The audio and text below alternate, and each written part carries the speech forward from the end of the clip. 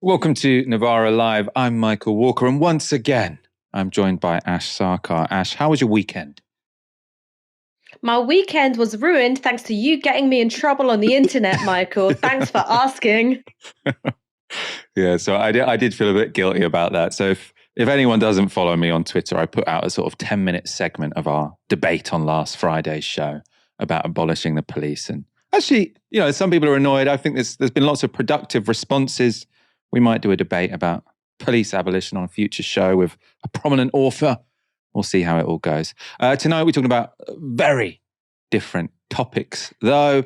I'll be speaking to Paul Rogers about Ukraine, Biden saying that they can use more long-range American missiles than they were able to before. And we'll also discuss the G20 in Rio and Alison Pearson.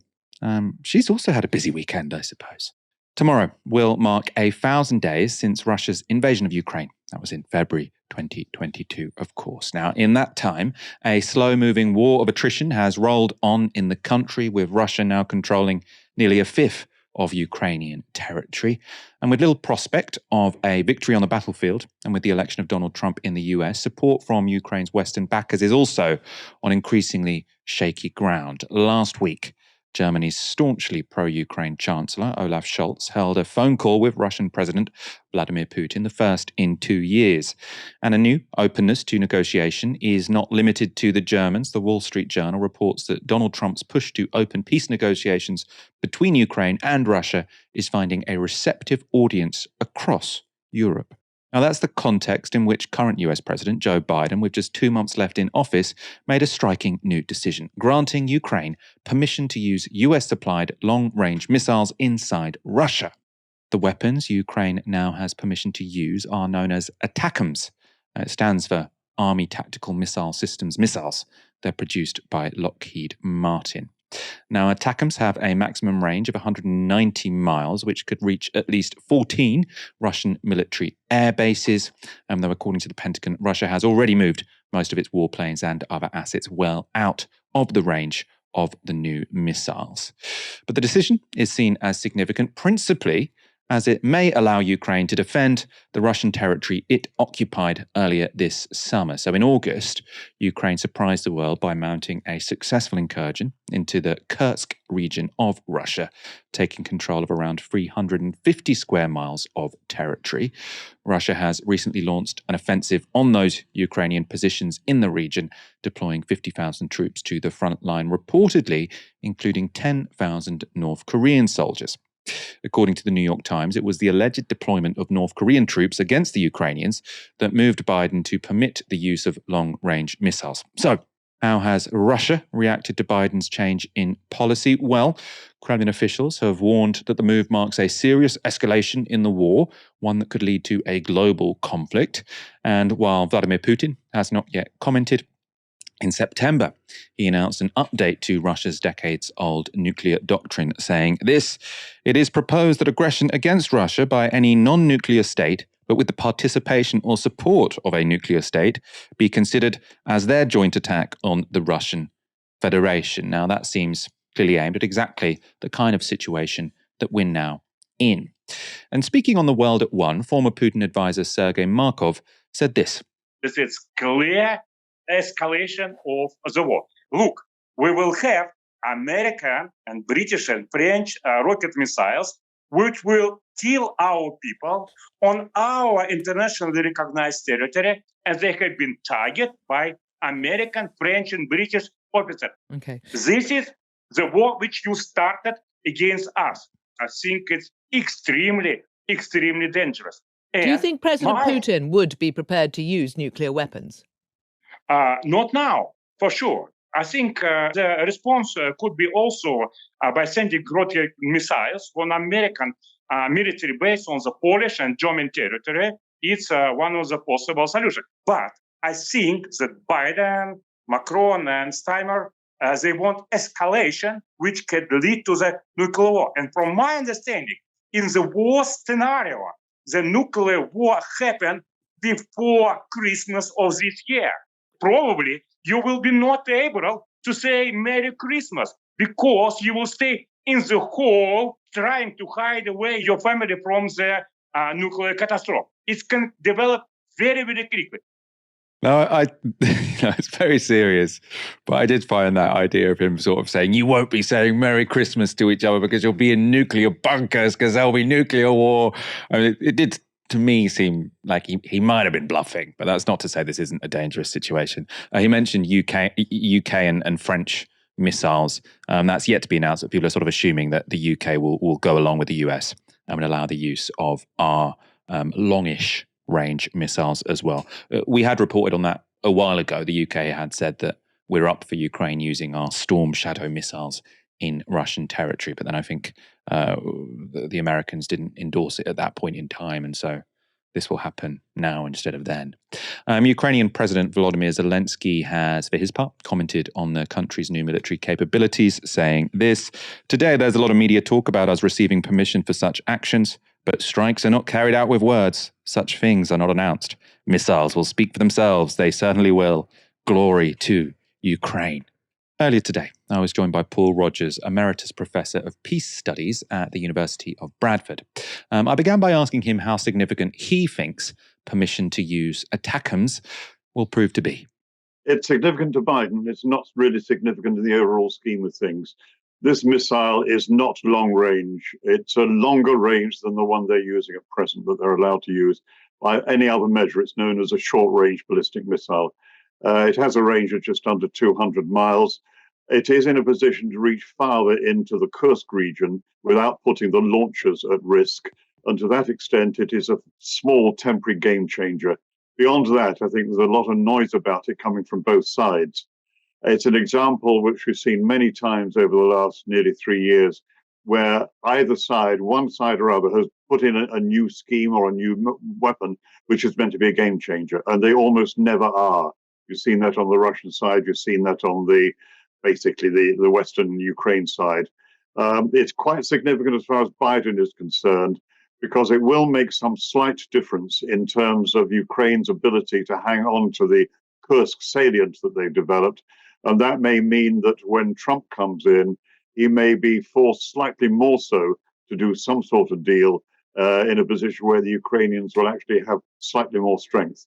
Beyond that, I think the significance lies in the broader scope of the war and where it's going.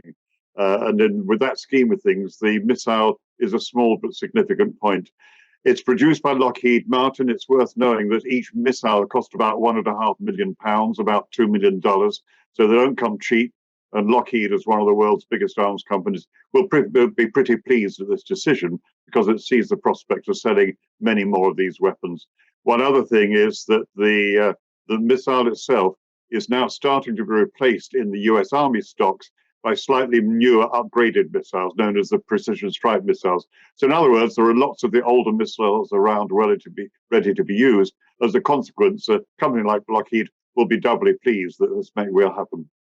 And you've sort of made that distinction between, is it significant for Biden or significant for Ukraine? And I suppose one could argue that, in this situation, it is significant for Ukraine, right? Because you're saying this will, not tie Trump's hands, but give Ukraine more bargaining chips in any future negotiations with Russia, presumably, overseen by a new Donald Trump administration.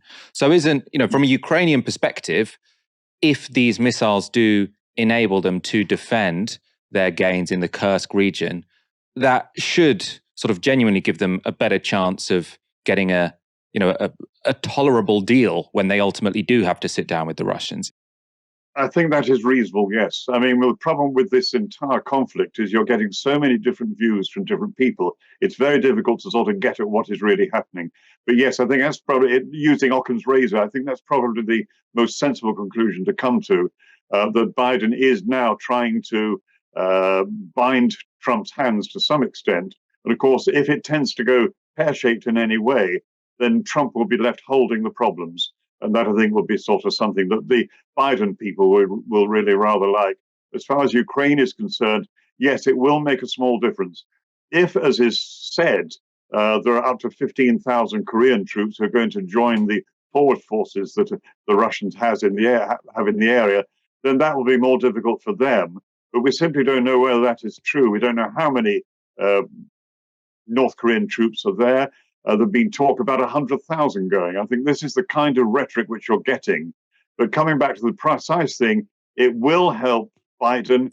It will help Ukraine in a fairly small way, nothing like as big as people expect, but it will make a difference. One other thing is worth saying is, of course, that the Russians have a similar kind of missile, not as effective, but actually longer range and bigger, the Iskander, and they've been using that a lot against Ukraine. And the problem is that they can launch pretty close to the border with a longer range missile right into the heart of Ukraine, whereas on the western side, basically this statement, the Ukrainians haven't so far been able to use this missile over its full range, has actually limited them. So all being well from their perspective, this will make a small difference. I'm just not at all sure there's going to be that much of a difference in the scheme of things. And could you talk a bit more about the supposed presence of North Korean troops? Because the New York Times is sort of reporting that this was one of the factors that fed into Biden's decision to allow for the use of these missiles. You said they're not long-range missiles, fairly short or medium-range, whatever we want to call them. These ATACMS missiles being approved. Apparently, sort of the presence of North Korean troops was to some degree decisive in that decision. I'm seeing people doubting that there even are North Korean troops in Russia.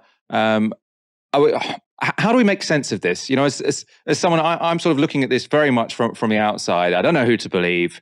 How many North Korean troops should we assess are in Russia? How would we know? Well, I'm afraid I would agree with you on most of that because, I don't know. I shouldn't pretend to know. There is, I think, a reasonable suspicion that the Russians are in a problem in terms of maintaining the manpower, it is almost entirely men, on the front line. They've been really finding very large numbers of casualties, even allowing for exaggerations made by the United States and the Ukrainians. It's clear that the Russians have been getting very heavy casualties. And the problem for them is they can't raise any kind of national sort of war footing, really conscripting people in the numbers that they want, because that will not go down well across Russia as a whole. Those will be the conditions where Putin may really come under severe domestic problems. They've been using all sorts of methods to get people in, something almost amounting to press gangs at times in the more remote regions. And I think on that basis, one has at least got to take reasonably seriously the possibility of the North Koreans coming in. It's a measure, if it is true, that Russia actually does have problems which don't surface very often. And those problems do remain largely centered on the manpower issue on the front line. So yes, a long-winded answer, I know, but I think there's probably reason to suggest that North Koreans are involved, and in fact, symbolically, if nothing more, may well go into helping defend Russia against the Ukrainian Kursk salient. So to that extent, I think there's probably something in that. And the New York Times is usually pretty good on its sourcing. So I suspect that does actually figure reasonably well in trying to explain things. And let's talk about the possibility for escalation, I suppose, in the short term over the next couple of months while Biden is still president.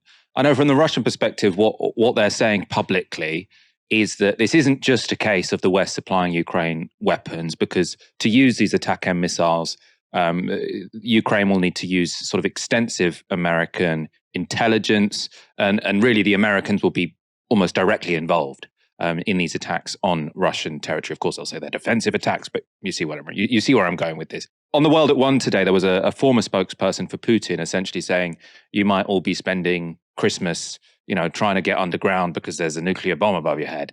I mean, so there's some strong language from the Russians. I mean, is there a genuine danger that this puts the West into direct war with Russia, and therefore a nuclear escalation becomes very possible?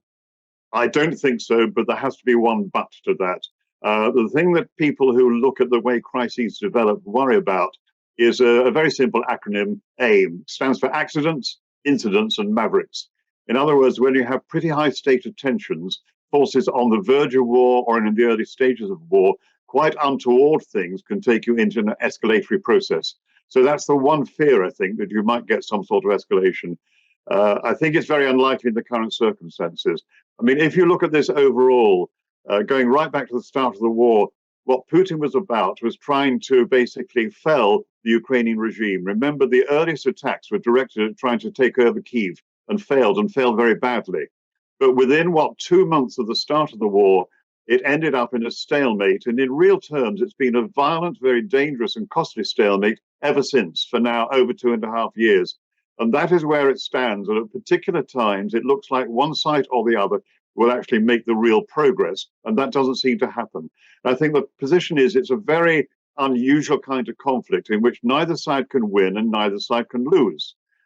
If Ukraine was winning, which is highly unlikely at present, then Russia would actually start talking about some sort of escalation to tactical nuclear weapons.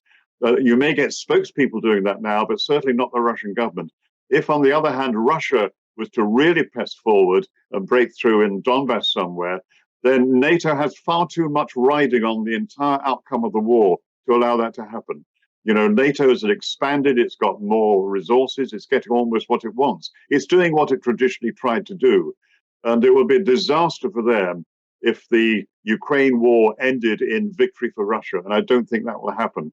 So as long as we have this violent stalemate, this will go on, and it can only end in negotiations, which takes me back to what you were saying earlier on. Does this basically decision by Biden have a chance of altering the balance of those negotiations? And I think the cautious answer has to be yes, quite probably. And for that reason, it is significant. And for that reason, the Russians might come down and cause some sort of escalation, or at least threaten things. You may get more spokespeople talking about the risk of a very dangerous escalation. I don't think necessarily that's going to happen. But we have to wait and see. These are such uncertain times. And meanwhile, of course, we're only a couple of months from Trump coming in, and then one wouldn't like to predict what will happen. You're from the camp, I suppose, who has been quite warm towards the idea of negotiations instead of sort of fighting to the death in eastern Ukraine and western Russia. What do you sort of think about the prospects of a Donald Trump presidency? Is there any possibility that actually it's not a bad idea to have a new president with, do I want to say Donald Trump has fresh thinking? Anyway, a different approach to this war, who wants to sit down with Putin and Zelensky and say, you guys have to hash out a deal because we're not sponsoring this war anymore. Is there a sort of part of you that thinks maybe this could be an upside of a Trump presidency? I find it very difficult to see any upsides of a Trump presidency, but yes, it is possible.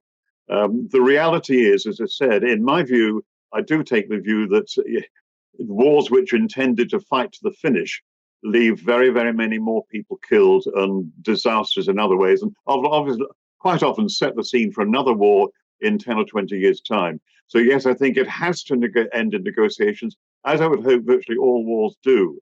But the issue here is, how can that happen? It's possible, I wouldn't put it more than that you might see progress unexpectedly under a Trump presidency.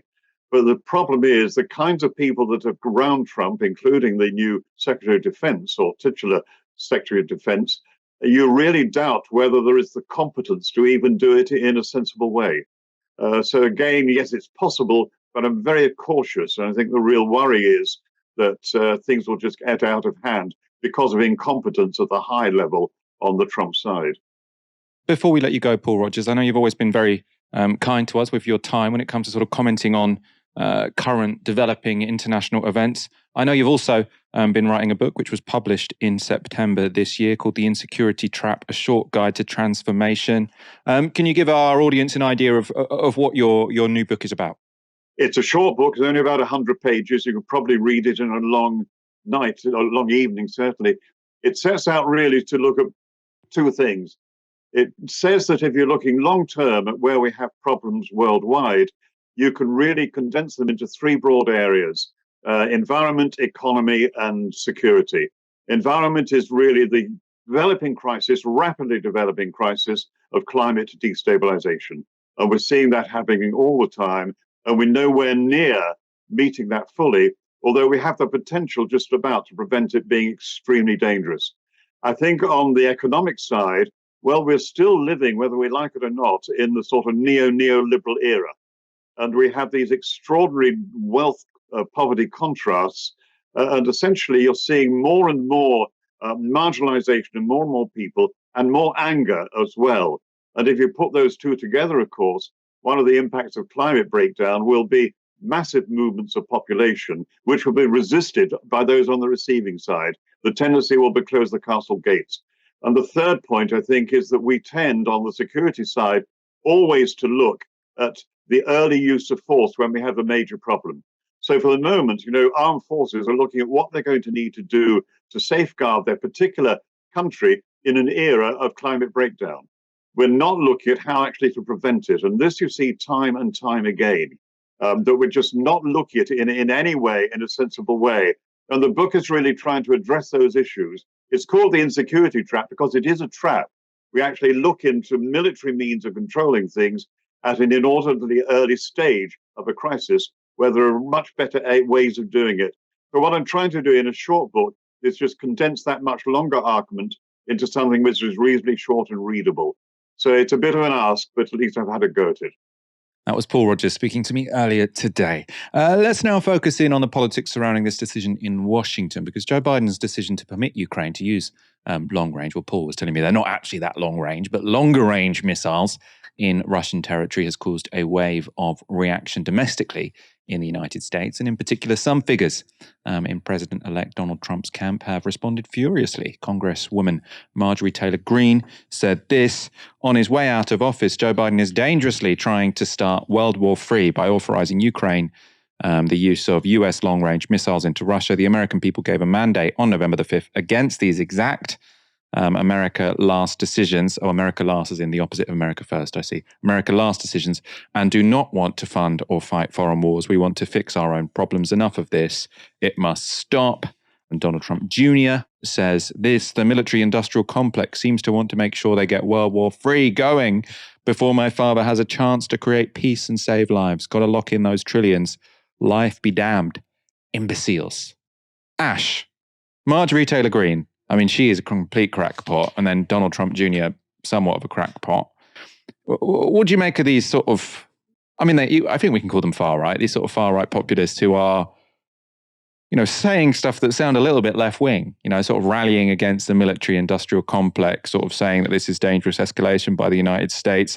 Obviously, this isn't necessarily going to be the consistent position of the Donald Trump administration, because he's done things such as, appoint Marco Rubio to be Secretary of State. But is there, can we read much into these, or is this just sort of people mouthing off on Twitter? Well, I think the first thing to point out is that Donald Trump hasn't exactly been a critic of the military-industrial complex and spending loads of money. One of his first acts as president back in 2016, well, I guess the beginning of 2017, was to drop one of the, biggest, most explosive conventional bombs on Afghanistan. All right, like absolutely immense destructive power. I think that what you're seeing from Donald Trump Jr. and from Marjorie Taylor Greene there is that they really understand the story that they're telling this time around. And that story goes something like this. You have abandoned, non-college educated, blue-collar Americans domestically. They have been fucked over by inflation, to put it crudely. Culturally, they've been abandoned by coastal elites. And one of the ways in which they're sort of driving that home is by saying, look how much money has gone to helping Ukraine fight a war that really doesn't involve that they're telling. It's interesting to me that, well, it's not interesting, right? It's plainly hypocritical that they don't have the same objections to the billions and billions of dollars in military aid sent to Israel. In fact, the Trump team have been falling over themselves to cast themselves as the real friends of Israel. It's one of the reasons why Netanyahu was so pleased that he won. But in particular, when it comes to Ukraine, I think that, as ever, there's something true in what they're saying. There are huge risks involved with America allowing longer range missiles to be used to strike Russian territory. That is a huge risk. The calculation on Biden's part, or his team's part, I should say, might be that, okay, you've got to help Ukraine consolidate some of these gains of Russian territory because Trump is going to force Ukraine to the table. There is going to have to be some negotiation over which bits of territory Ukraine cedes to Russia effectively, and having some Russian territory that they're holding strengthens their negotiating position. I imagine that might be the calculation. It's not a risk-free calculation, particularly when it comes to the specter of tactical nukes being used. But that might be where he's coming from there. I'm going to ask you a completely different question, because I just saw on my Twitter that John Sopel from the news agents has left Twitter to join Blue Sky. So to completely change the subject, what do you think about people leaving Twitter to go on Blue Sky, Ash? So, I mean, the first thing is that I am going to be joining Blue Sky and using a third-party app to cross-post, because I think that it's useful to build up a presence on both apps, particularly where it seems that Twitter's algorithm is suppressing the reach of left-coded posts. All right, that's just a wise thing to do. But when it comes to this thing of wanting to, I mean, look, I think that it's fair to say that I get more abuse on Twitter than most people. All right. I would wager that I probably get more than John Sopel. And something annoys me a little bit when I see, in particular, liberals and centrists being like, oh, God, this is just a hellscape. I have to leave. I'm like, bitch, if I can fucking stay, you can fucking stay too. All right. Like, you'll live. And part of the reason why I think it's important to build up both rather than abandon one for the other is that I don't want to retreat to a place where everyone agrees with me. Now, the psychological costs of that much abuse, it's bad, right? I'm not going to sit here and be like, oh yeah, it's completely fine. You have to build up some other resources of resilience and being able to put distance between yourself and it. Like, that is really important to do. But I don't want to retreat to a place where, I've got no chance of encountering someone who profoundly disagrees with me, might even be far right, might even be my implacable political enemy, because ultimately, you only win by mobilizing your base, winning over your persuadables, and pissing off and marginalizing your enemies. You can't do that in a place where everyone agrees with you. Yeah, and I also think, I saw on the weekend, the Blue Sky, whoever runs it, sort of had to put out a thing saying we're just getting completely inundated with reports of offensive tweets, which is either because lots of people have joined it to troll or because people on there are a little bit too sensitive. But my apologies for completely changing the subject there mid flow. I was feeling very tired before we went live, so I had an extra Pro Plus, and now I think I'm just shooting in all different directions. Apparently, we're on Blue Sky. Fantastic. What's our at? Novara Media? Novara Media, presumably on Blue Sky. Here it's pretty wild there. I don't think I'm going to join. Can't be bothered.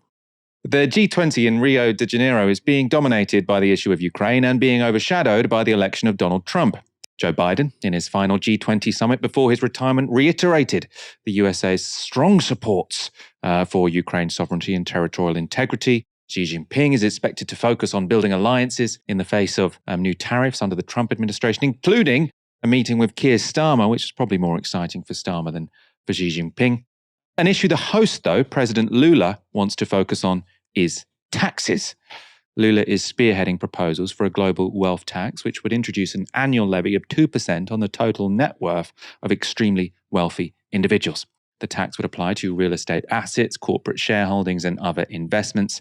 And backers of the plan say it would raise up to $250 billion annually, which could be used to tackle global inequality and adaptation to climate change. Sounds like a good idea. But as you might expect, the plan is facing pushback, with the United States and Germany strongly opposed.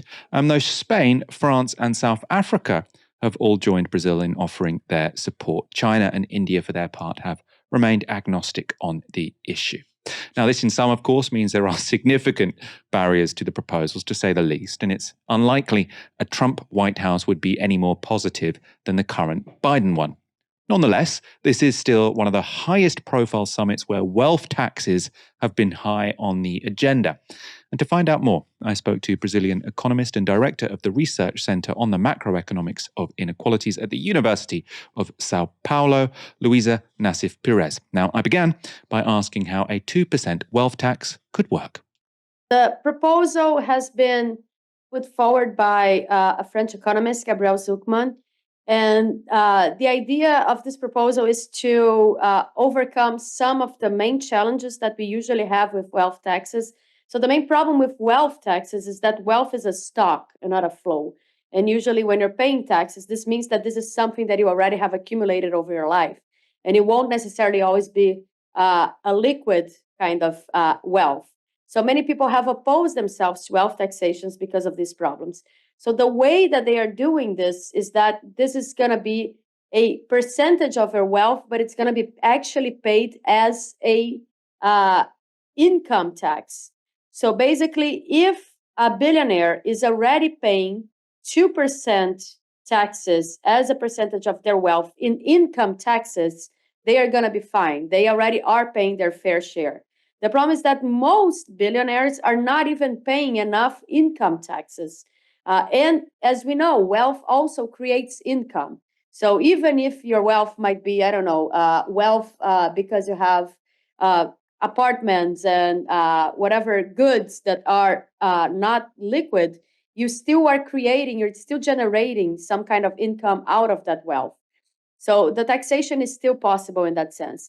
The other issue is that in general, the super rich people, the billionaires, their wealth are usually capital kind of wealths. So their wealth, there are in some ways liquid. They are not apartments and things like that.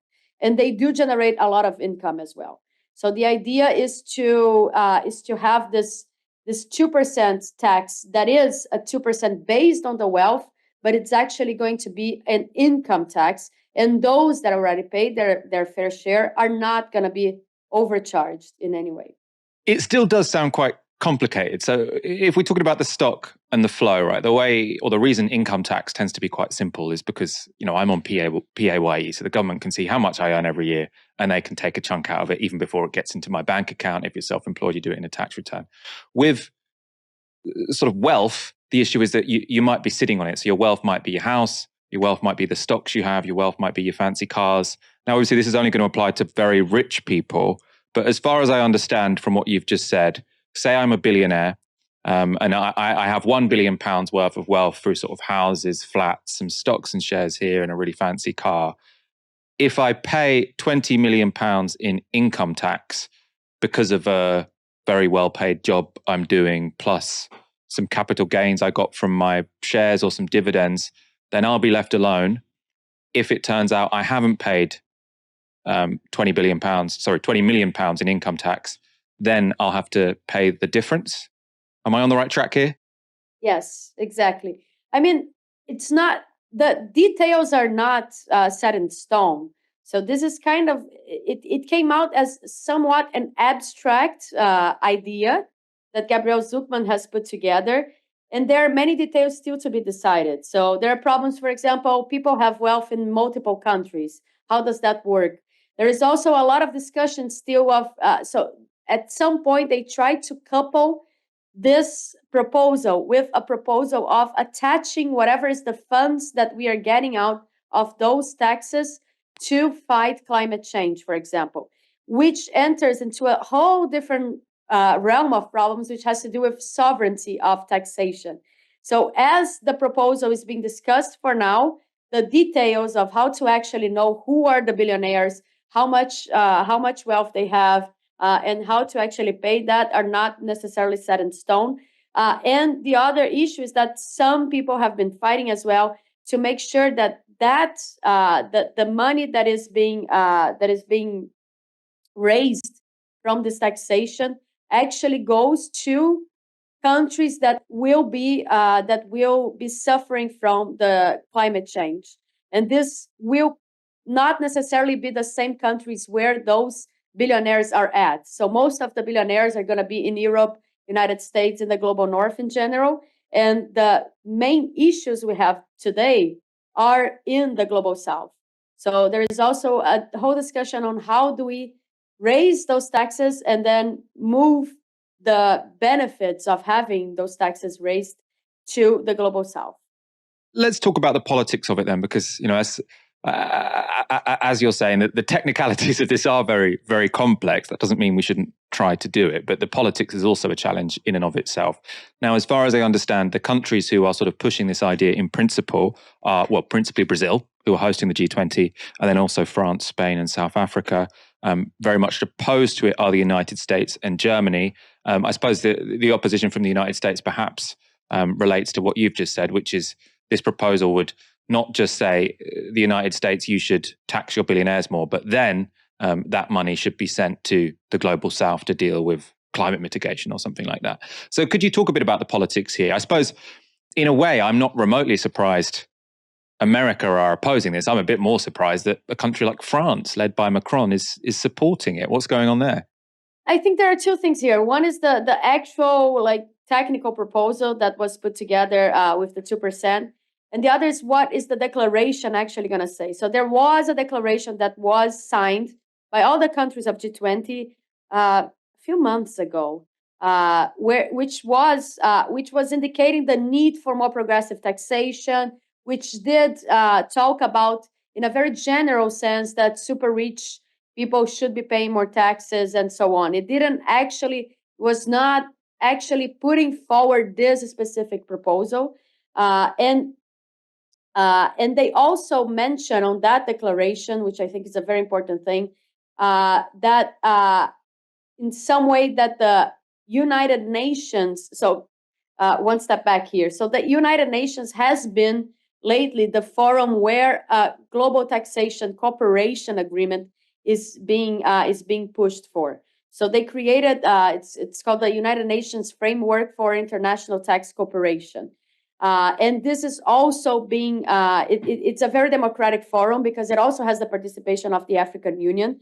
And in that forum, the discussion has been not only on how to raise taxes, it is not only about this specific proposal of taxation of the rich people, it also has to do with the global minimal taxes for corporations, for example. And it is in some way a movement that came out of the whole OECD agreement that was reached, which does have also a minimum taxation on corporations and other, which is called the two-pillar agreement. So this is the two-pillar agreement is what's going on at the OECD level, and then the United Nations has been trying to move tax discussions to the UN because it is a more democratic forum.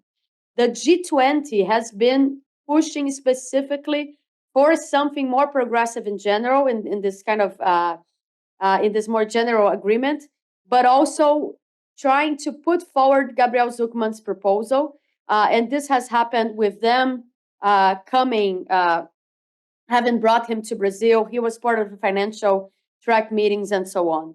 What is going to be at the final declaration, what they are actually going to be signing on this next 2 days, it's not clear yet. What is exactly the tax that is going to be there? I think some journalists already had. I was reading the news right now, and I believe that there has been something on super rich taxation that is going to make it to the final declaration. But we don't have access to the final text yet to know if it is a specific proposal or if it's more a general, nod to the idea that we need more taxation. In terms of politics as well, another thing that I think is important to note is that Argentina was really against it. So from what it sounds like, the country that was mostly pushing against it at this moment in the G20 was Argentina. Of course, being led by Milei these days, it's understandable as well. And I have to admit, when I sort of hear about these negotiations about global taxation, it always sounds like an uphill struggle, right? You've got the United States there, who you imagine is generally going to oppose it. Then there's sort of lots of technical difficulties with how it would possibly be implemented, what would be done with the money. But I suppose we do have a recent example of actually a tax agreement being made globally, as you sort of just suggested there, which was this minimum corporation tax of 15%. And that was agreed by the OECD in 2021. As far as I understand it, it came into force this year. So I wonder if you could talk sort of, where are we on that? Is that proving to be effective? Can we sort of tot that up as a win for people who want more regulation of sort of international financial markets and want the wealthy to pay their fair share?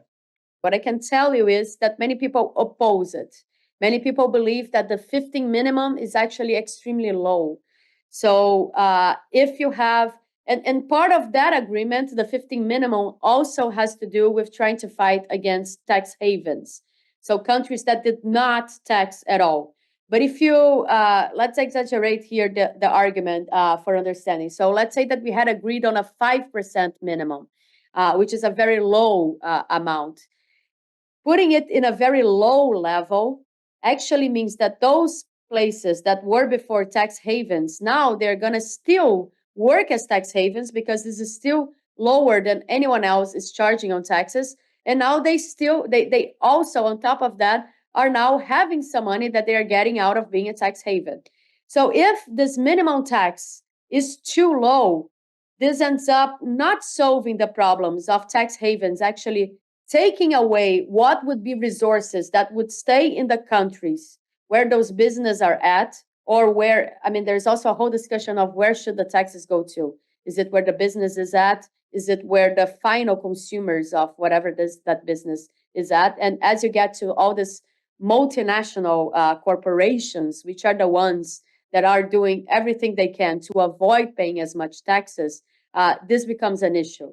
So the issue is not only how to charge for taxes and how to actually have people pay their fair share, but also who benefits from the taxes that were raised. In this part of the agreement, there is a lot of discussion that the OECD forum is not dealing with. That's also why they've been trying to move the discussion to the UN, because it is a more democratic forum, and the countries that are not receiving those taxes are represented at the UN, and they are not necessarily represented at the OECD. To what extent are they represented at the G20? As far as I understand, the African Union is now a member of the G20 or is just attending the G20. It is a fairly broad group, isn't it? Even if it's not universal. Yes, the G20 is not the most democratic forum either, but I mean, indicating the need that's why, again, I think it's important to understand the fact that someone like France is signing this and other countries are signing this. This is a very important, in some ways, symbolic move, because they're not signing an agreement on a specific type of taxation that is going to be put into exercise.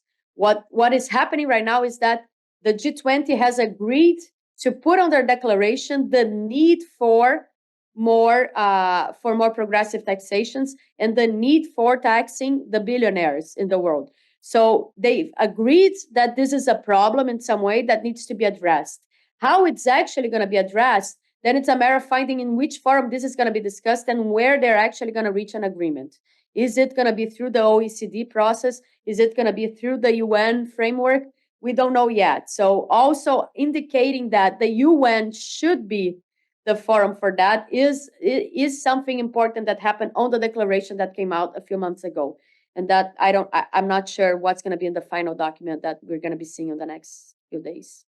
Daily Telegraph columnist Alison Pearson is no stranger to outrage. In fact, it's her speciality, with column after column aimed at riling up the tempers of the paper's conservative readers. Or we shouldn't imply her motives, actually, which seem to be aimed to rile up their readers. Now, though, she's found herself at the centre of a media storm after publishing this piece last week. So it says, "My visit from police on Remembrance Sunday is living proof of our two-tier justice system." Now, in that column, Pearson says she was told that the police had knocked at her door to investigate, quote, "a non-crime hate incident." Now, so this does sound very odd, a non-crime hate incident. Now, that's a phrase she used again when describing what happened to Talk TV's Julia Hartley-Brewer. Two young coppers, and they said, we're here about a non-crime hate incident, which I have sort of vaguely heard about before. And he said it related to a tweet of a year ago, which was stirring up racial hatred, he said. And I said, oh, that's very interesting. What did it say, the tweet that you think was stirring up racial hatred? And he said, I'm not allowed to tell you that. And then God forbid you should know what you're actually being accused of. God forbid I should know, exactly. And then I said, who is my accuser, which is the next question. And then he said, we're not allowed to tell you that either, but it's not an accuser, it's the victim. So Pearson's story has been very, very prominent in the media over the past few days. The Telegraph ran 2 front pages featuring her tale, with other right-wing outlets chipping in too. An ex-owner, Elon Musk, got involved, posting this needs to stop. And he's quote tweeting Peter Sweden, saying that British police visited and questioned a journalist in her home because someone was offended by a year-old post on X. Yes, in Soviet Britain, you get interrogated for posting on Twitter. Even Prime Minister Keir Starmer had a response to the story. Asked about Pearson's tweet at the G20 Summit in Brazil, Starmer urged police to, quote, concentrate on what matters most to their communities. Potentially a smart response, I think, from him. But what had Pearson actually tweeted? Well, late last week, The Guardian reported that it had spoken to the person who reported Pearson to the police. And this is alleged to be the post in question. So reposting a photograph of police officers standing with a group of people holding the flag of a mainstream Pakistani political party, Pearson wrote, "How dare they, at Met Police, invited to pose with lovely, peaceful British friends of Israel on Saturday, police refused. Look at this lot smiling with the Jew haters." Now, as you can see there, the tweet was seen over 410,000 times before it was deleted by Pearson. Now, that image didn't involve the Met Police. It was taken in Manchester, and it had nothing to do with Israel's war on Gaza, given it was taken in August 2023. If that is the tweet in question, then it appears to be Alison Pearson just describing a random group of Asian people as Jew haters to her audience. The person who made the police report explained to The Guardian why they'd done it, saying this: "Each time an influential person makes negative comments about people of colour, I, as a person of colour, see an uptick in racist abuse towards me, and the days after that tweet are no different."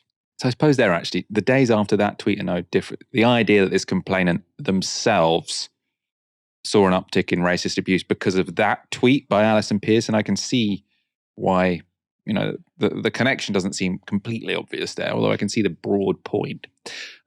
It also turned out that Alison Pearson may have got some of the details of the police visit to her home, a year later, wrong. Now, remember how she'd called it a, quote, non-crime hate incident? Well, transcripts of body cam footage revealed by Essex police appear to tell a different story, with the officer telling Pearson this: "It's gone down as an incident or offence of potentially inciting racial hatred online. That would be the offence. Because of what's been alleged and the evidence that we've got, I need to just ask you some questions." So inciting racial hatred online, that's not a non-crime. That would be a real crime. Essex police say Pearson is under investigation for an alleged breach of the 1986 Public Order Act. It's not to say she has committed a crime, but they were interviewing her not necessarily over a non-crime incident, but there is a law that they were investigating whether she had broken it. Speaking to LBC, Essex Police Commissioner Roger Hurst explained why he believed Pearson's tweet was worthy of investigation. We can't go around ignoring crimes just because it's politically sensitive. And we perhaps need to just think about how our Black and Asian communities are hearing this debate. After all, the 1986 Public Order Act defines this as a crime. And the maximum sentence, the normal measure of crime severity is on the maximum sentence. The maximum sentence is 7 years. That puts it up there well ahead of shoplifting. It's fairly evident, isn't it, really, that it's not been treated as a high priority. It's taken a year to actually go and knock on the door. But nevertheless, this is something which has to be dealt with by due process. The force has also complained to press regulator Ipso over the factual accuracy of some of the reports on the case. So they think this has been reported poorly. The first thing is that if you want to talk about freedom of speech issues and how they impact British journalists, I think the first place you've really got to look is the way in which counter-terror laws have been wielded against journalists regarding things they've said about or their coverage of the genocide in Gaza.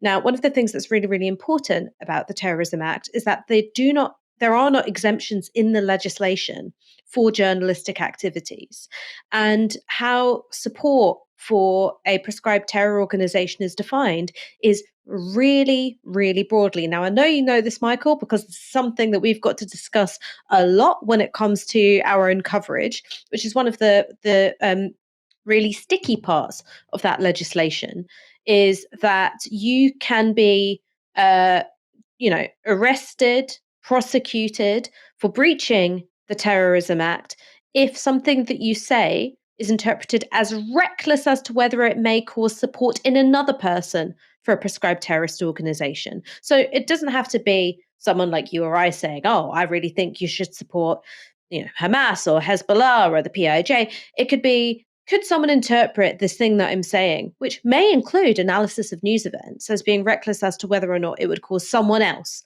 to support those prescribed terrorist organizations? Now, that is something, that is a bit of legislation which has been used in recent months. Journalists have been detained, they've been investigated. It's unclear to me what the outcome is of some of those things. And I've not seen mainstream newspapers, LBC, rally round a journalist saying, "Oh, look at this is awful, this is against free speech." All right, so that's the first thing which I'd really point out, which is, for me, that is one of the most egregious bits of police overreach that we've seen in recent months. So, having said that, let's get to Alison Pearson. I'm going to separate two things. One is what I think about, I guess, involving the police, and the other is about what I think about Alison Pearson as a journalist. I'm going to start with what I think about Alison Pearson as a journalist. I think that Alison Pearson is everything that's wrong with British journalism. And if she decided to take a nice quiet retirement, I don't know, take up Chihuahua breeding or something, I think that the industry would be a lot better for it. I mean, I think you look through her opinion pieces. For me, I think that they demonstrate a degree of conspiracism, a strong tone of conspiracism, in my opinion. I think that she has a real two-tier system of morality. So if something involves people who are being accused of being far right, or indeed the horrific events of this past summer and the racist rioting, she goes out of her way to, in my view, minimize and humanize those people. Whereas when it comes to, for instance, transgender people, LGBT activists, Muslims, people who are pro-Palestine, well, it's all guns a-blazing. I think that her work is awful. And I think that part of the reason why she got caught out with this tweet is because I don't think that she has particularly high journalistic values. Right? It's like it fits the narrative. I'm going to put it out. Now, obviously, everyone can get caught short of that at one time or another. But I think that this particular tweet, calling completely, random, uninvolved, Pakistanis Jew haters, I think that's emblematic of a broader problem in her journalistic practice. The next question is whether or not that's a matter for the police. Now, I do think that a tweet like that demonstrates racism. That's my opinion. I think that it shows the way in which allegations of anti-Semitism and Jew hatred have been used by sections of our press and our politics to smear Muslims and South Asians in particular. It's, a nice synonym for Muslim when you can't say that. I think that that's wrong. Do I think that that meets the threshold of a crime? For me personally, no. Right. And the reason why I say that, is because I think generally I want a high threshold for intervention when it comes to speech acts. Now, I think that if I were a person photographed in that image and you could identify me, I would certainly consider suing her for libel. I think that you might have a civil case, it might reach the civil threshold, but for criminality, maybe not for me. That's not a defense of Alison Pearson the person or Alison Pearson the journalist. For me, it is about thinking about how you where you set the threshold on hate speech in a way which can facilitate I guess the maximum level of freedom of speech with the minimum amount of harm. Now, those two things are obviously in tension with each other, and I understand that people might reach different conclusions, but for me, that's not it. I pretty much agree with everything you said there, Ash. So we're not going to have a debate on this one, but I've just been looking up Asa Winstanley, his home getting raided, which I think was an outrage. Barely anyone covered it. We covered it on this show. So if you Google us and you can't find it, but if you watch our show from that day, you'll see that we discussed it. But yeah, it's the National covered it, the Morning Star, but the Guardian, the BBC, sort of no one mentioned that, and there's been a number of occasions like this. So it does definitely seem sort of like the outrage is disproportionate when it comes to Alison Pearson compared to other cases of journalists getting the police knocking on their door. But I do agree with you that I don't think this should meet the threshold. And also, it does seem like a big error for the police. There is a crisis of confidence in the police at the moment from pretty much all sides, right? And especially there is a narrative building up on the right that the police clamp down on right wingers and people tweeting offensive stuff and don't deal with actual crime.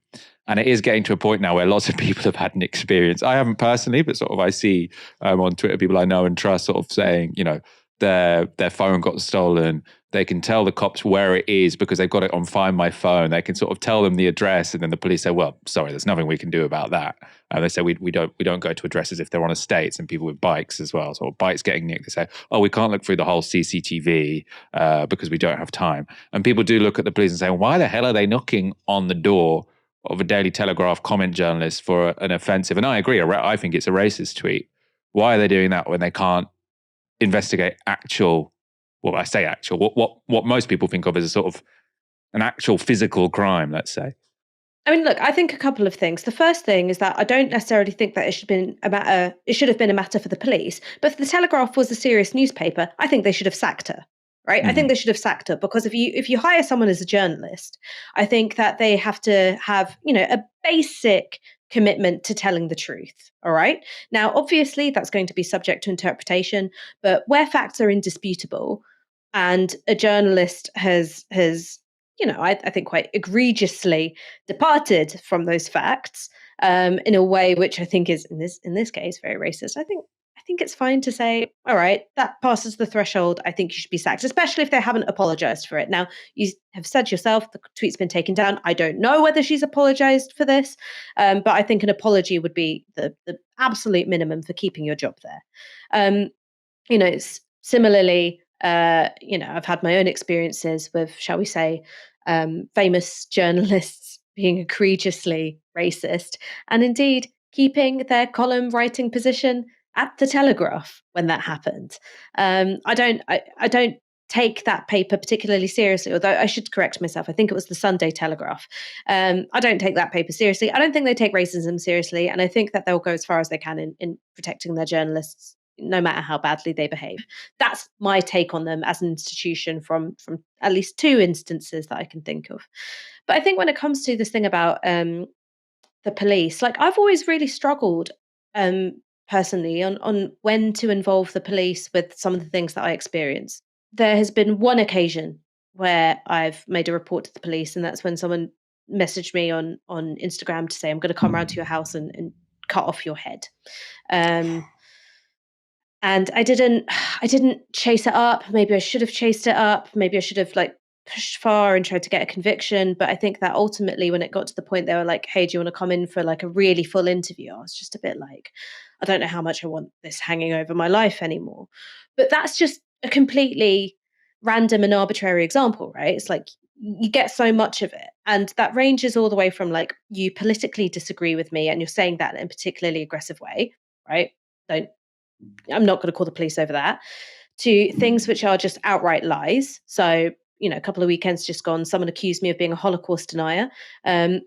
He said that I think that your tweet is akin to Holocaust denial. He said that publicly, but DM'd me to say, "Oh, being a Holocaust denier, not a good look." And I was like, I will fucking sue you. Do you understand? I'm not fucking around. I will sue you.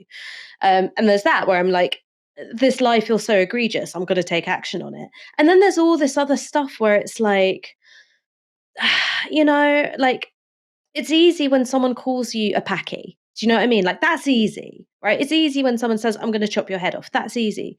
But when you've got just like this, I don't know how to phrase it, but it's like contextualizing you in such a way and always lumping you in with like child sex abusers or violent anti-Semites or jihadists or whatever. And they're putting your person in that context again and again and again.